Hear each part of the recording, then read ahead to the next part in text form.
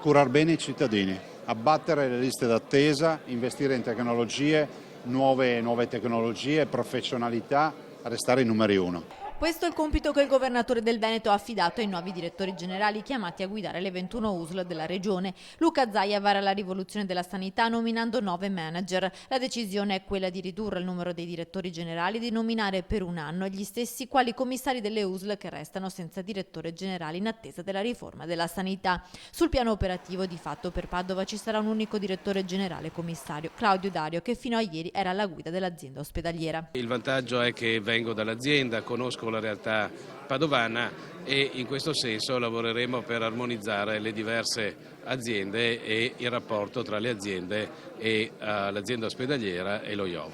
Dario prende il posto di Urbano Brazzale, direttore dell'USL 16, e di Francesco Benazzi, che lascia l'USL 15 per andare a dirigere Treviso.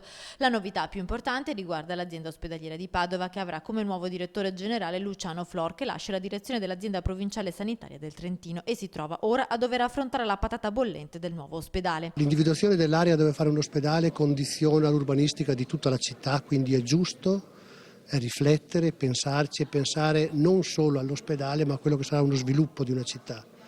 L'ospedale è il principale attrattore di traffico, l'ospedale è un servizio pubblico anche per la città, quindi ci sono tanti ragionamenti che è giusto conciliare con un'idea di sviluppo urbano. Patrizia Simeonato invece è stata nominata nuovo direttore per lo IOV.